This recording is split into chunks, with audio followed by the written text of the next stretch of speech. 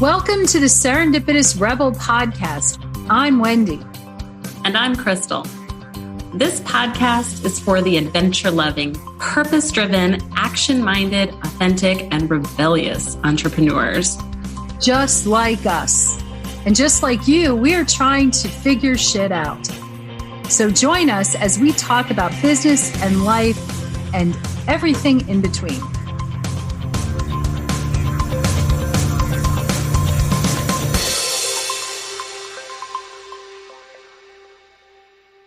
Hello, and welcome to the next episode of the current episode of the Serendipitous Rebel. Two entrepreneurs trying to figure shit out.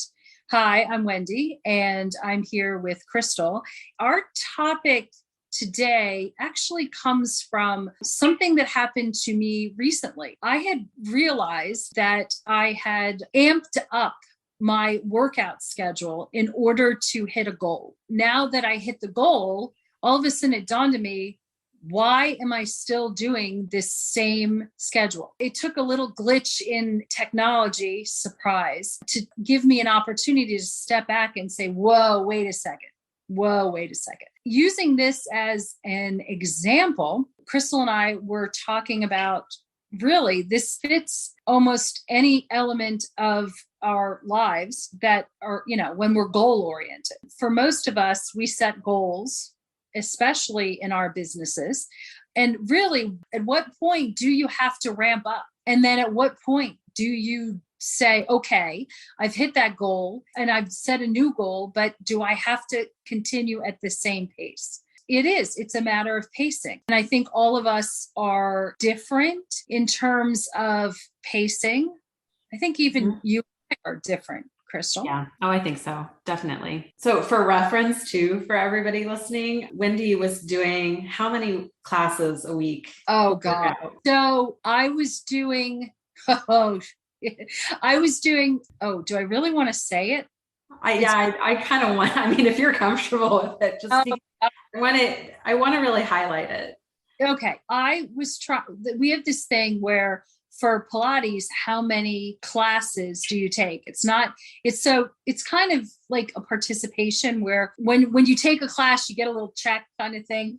And trying to hit let's see, the milestone was 500 classes. I normally do, on normal circumstances, will do like 2 classes a day, two back-to-back classes a day, which very comfortable with, it really is a good flow. But I had ramped it up, and that would be 5 days a week. So 10 classes, let's say. I had actually ramped it up to 3 to 4 classes a day, between like 15, it was 15 to 18 classes a week. And again, I was super comfortable with it. I wasn't worried that I was overtaxing myself or stressing. I was sore, but that's happening no matter what. And I was doing this for long enough that, like I said, there was a glitch in the ability to sign up for classes that made me take a step back and realize, is this really what I want to do with my entire day? But anyway. So the reason I kind of wanted to illustrate it too for people to understand when we talk about intensity, that's intense. That's an intense pacing. It also was head and shoulders above a normal pacing schedule for you. Yeah. Yes. Yeah. So when you're a business owner, there's going to be different seasons in your business where we have to have a higher pacing for things, and you have to build up that intensity. But maintaining that intensity every single day, 365 days a year, is not sustainable. No, something has to give. Something has to give. So I think it really, when Wendy and I were talking about this, and she was having her moment on Voxer about not being able to sign up for her class, and I asked the question, why are you doing this?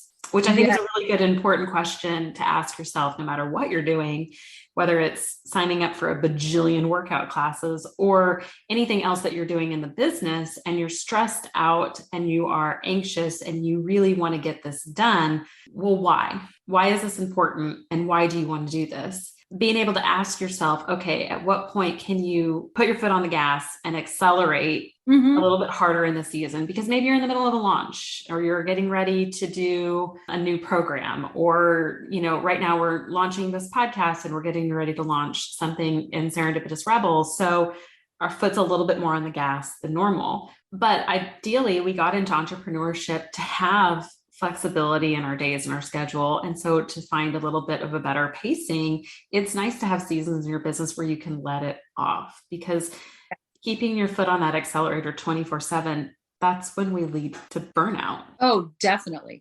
And sometimes also for entrepreneurs, if it's that constant steady acceleration, or just my foot, the pedal to the metal, and that's the only way I know how to go, you burn out or you lose interest. I'm project driven. So even though Serendipitous Rebel is the business, I really need to look at things in terms of, oh, the podcast is a project. Oh, this is the particular season of the podcast.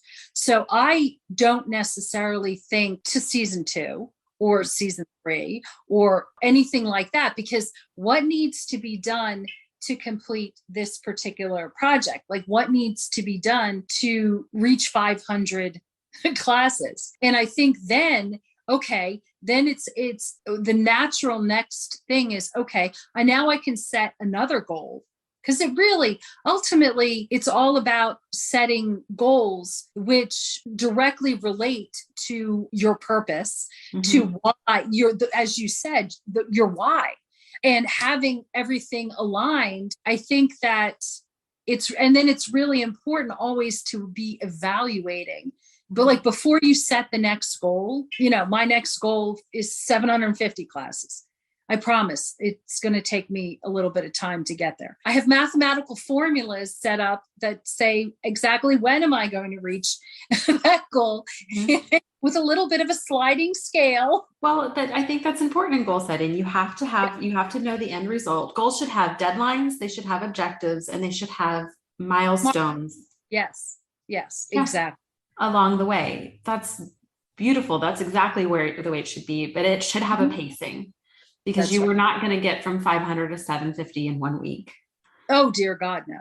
That would, yes, on many levels. Yeah. Yeah, I feel good if I did one workout class a week, and Wendy knocked out like 30. It's hilarious. Well, but you also chase around children much more than I do these days. Yeah, my kids are much smaller and less self. I think it's such an interesting, the whole concept of pacing.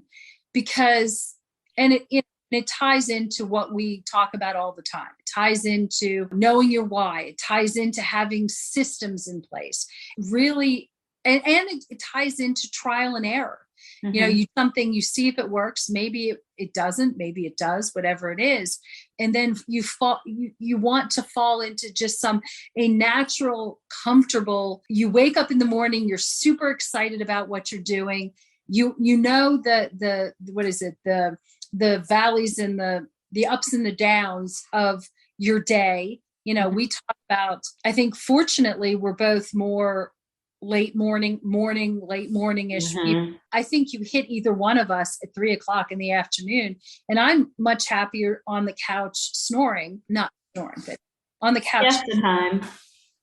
Cuddled with the puppy until the kids get home, kind of thing. These are the things that entrepreneurs, they don't really tell you about. We like to think that we serve a purpose of just like throwing open the curtains and saying, this is a little bit about the down and dirty, the messy stuff that you need to know. And it's not a matter of dissuading people. It's just, again, being a little realistic that they don't really tell you how much time you have to actually spend figuring shit out in your business.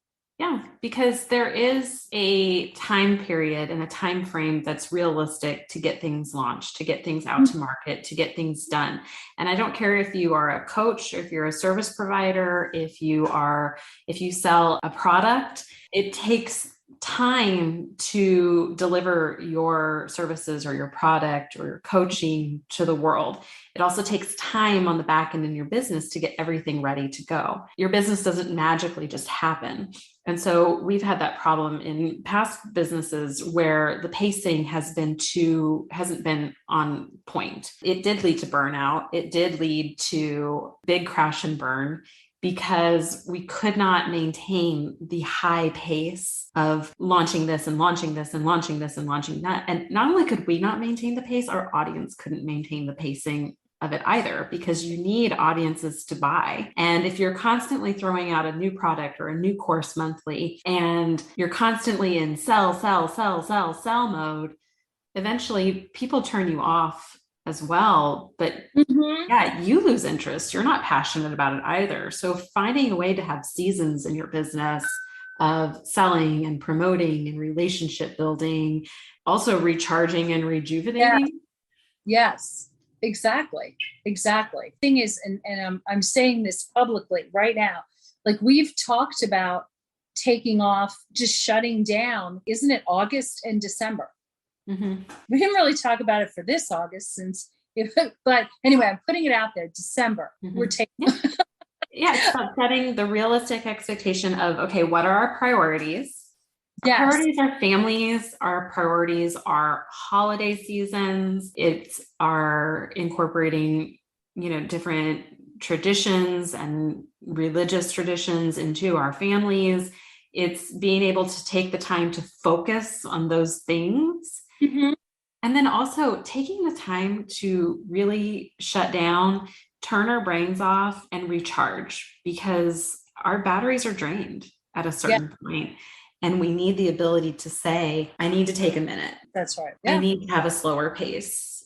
Yeah. I need in seasons to be able to have my 3:00 in the afternoon siesta because my brain doesn't function anymore. And it gets to be a point where you're not even efficient in what you're doing anymore, because you're so burnt out, or you show up with so much resentment in your business because you're putting in so many hours and it is so intense that you need the time to rest and recharge. I mean, we just got back from taking entrepreneurs to Costa Rica. That ability to step out of our businesses and step out of our lives and have that slower pacing. It was a change in the routine, a change in the habit that was incredibly fortunate. But likewise, we couldn't maintain that pacing 24/7 in our businesses. As much as I would like to move to Costa Rica and just Pura Vida all the time.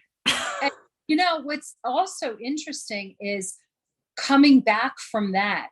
And I highly suggest if you have the opportunity to really get away, and I've planned, I've been involved with masterminding at various degrees my entire career, and to be and the adventure side of it. Anyway, it's an incredible combination. If you have an opportunity to take part in anything like that, I cannot recommend it enough. But the interesting thing also is when you re-enter and you come back, it is such a great opportunity to do some self-reflection and evaluation of how to do things.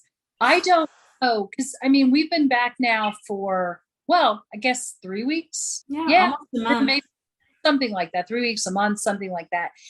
And I realized that had I not had that experience, and also I will admit that re-entry can be a little bit, especially when you're planning things, because then it's like, and this is also important for pacing and understanding that once you've actually reached a goal, reached a milestone, achieved something, there always is a little bit of that letdown, like, oh, it's over. What do I do next? Mm-hmm. So it's actually wonderful to know what you need to do next, so you're not floundering.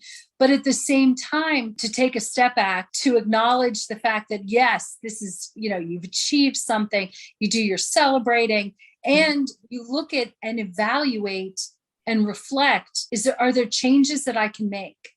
So for me, it's, and some people may say, well, your workout schedule shouldn't affect your job. Well, for me, it actually does, because I carve out very large chunks of my day to either row, or go to Pilates or row. And in order to be an effective and productive partner, I have to make sure that I allow time. And yes. So anyway.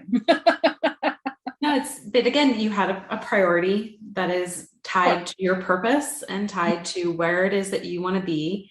Exactly. And you have built that in first, and then you have set realistic goals around your business that fit into that so that you can find that balance. Right. And I think a lot of people aren't as intentional about it as you are. I think a lot of people say, I want to work out. I'm raising my hand here. And say, I want to work out more, or I want to have a healthy lifestyle. I want to have long life, but we're not intentionally building in that time the way that you are. Sure. We have kids of different ages. So there are different priorities. And when my kids were younger, that was always the number one priority. Right. And like built in much more family time than I do, because my want to spend that much time with me. Wendy's got high schoolers. They're not interested. Yes.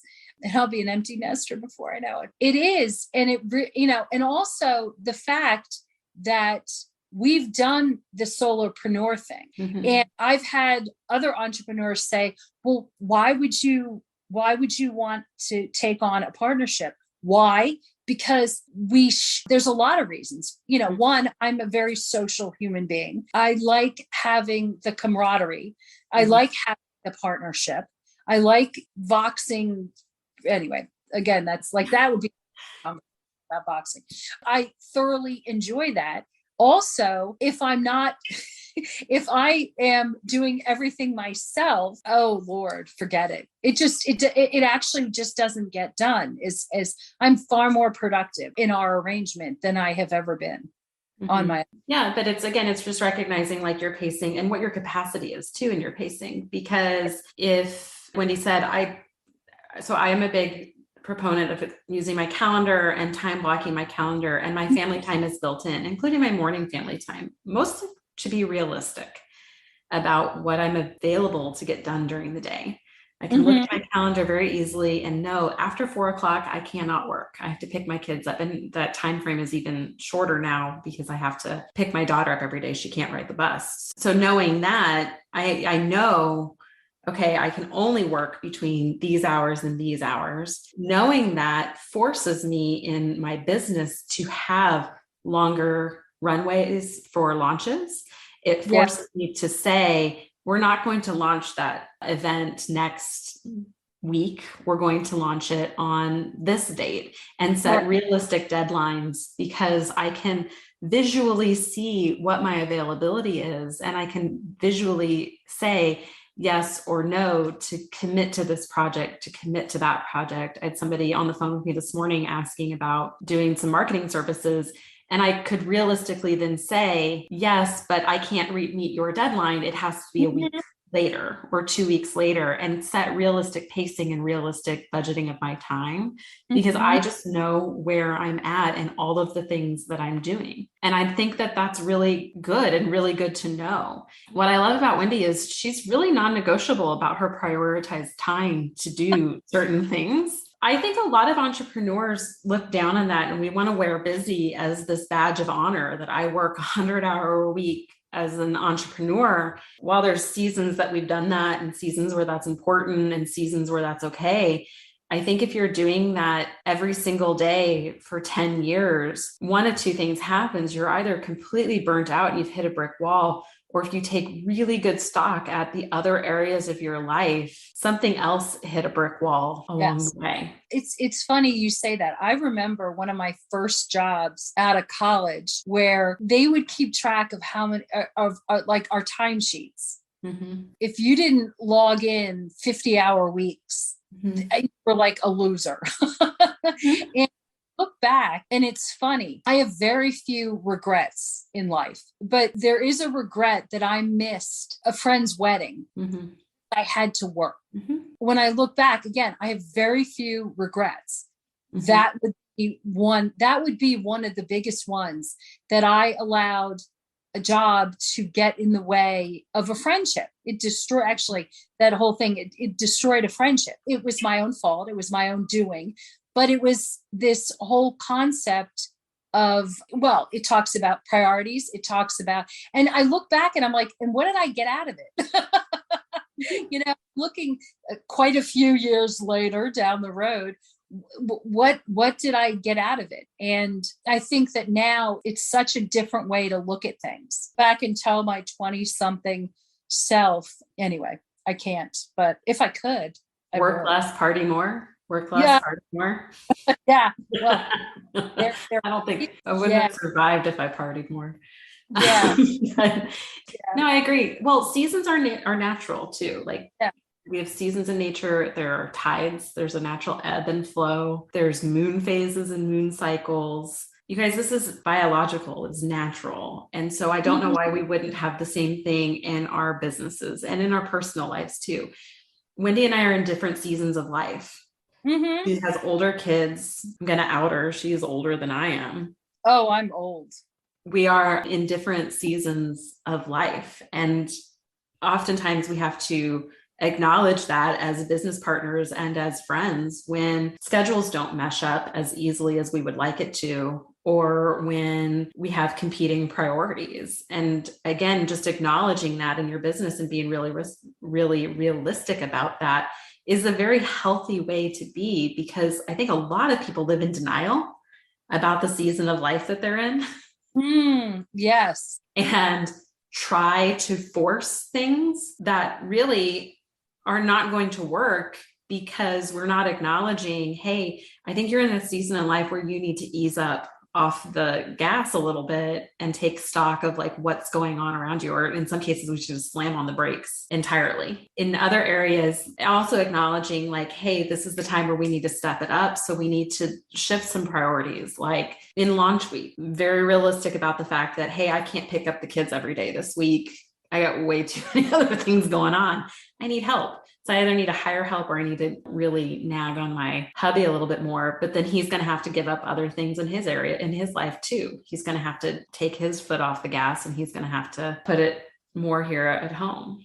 So, and that's just a natural ebb and flow of things. Exactly. I couldn't have said it better myself. I don't think that's true. Not even going to try. But I hope that our listeners can take away that pacing is really important. There are times when ramping up is so appropriate, and not only appropriate, but required in what we do to achieve our goals, and making sure our goals are very much in alignment with who we are and where we are in our lives. And also being able to say, I need to put the brakes on things. I remember for a long time, I would, as a meeting planner, I would do a meeting that would take a year to plan, but it happened every January. And the letdown feeling when you finish something just monumental. But whenever an entrepreneur, whenever you have a launch, whenever you finish a group program, whatever it is, there's generally a letdown feeling that comes with that. The thing I've always found is that's where you do something to celebrate. I would travel. I would go off and see the world in January, which is such a lovely month. But anyway, but that was my way of bringing closure to one thing and opening to another. I can't recommend that enough as well. So I think, again, you're just finding the seasons in your life and you're finding your way to do that. Exactly. Thanks everyone for listening to me ramble on a bit. Krystal's not a rambler. That's not true at all. Wendy will buy her. No. Yeah, many things in that as well. No, not at all. Thank you so much for listening. Please, we'd love to know what you think. What season are you in? Love to know. Are you going to ramp up or slow down? Yeah. And we will continue to figure shit out as we go along. And until next time. Enjoy your pacing. Exactly. And we'll see you again real soon.